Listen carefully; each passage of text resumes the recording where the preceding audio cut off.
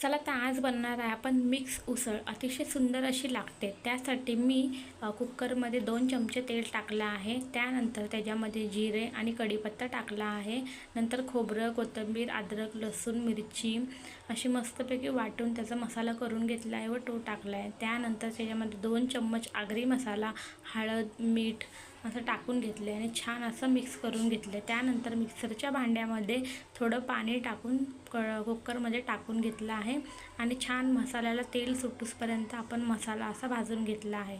त्यानंतर इथे बघा मी मिक्स कडधान्य घेतले आहे आणि त्याच्यामध्ये एक बटाटा ॲड केला आहे. मस्त स्वच्छ पाण्याने धुवून आपण कुकरमध्ये टाकून घेऊया. तुमच्या आवडीनुसार पाणी टाका. आणि हे बघा मस्तपैकी वरतून अशी कोथिंबीर टाकली आहे मी. कलर किती सुरेख आलेला आहे. त्यानंतर कुकरला लावून मस्त 2 ते 3 शिट्ट्या करून घेऊया आपण. तर इथं बघा आपली मिक्स उसळ रेडी आहे. व्हिडिओ आवडला असेल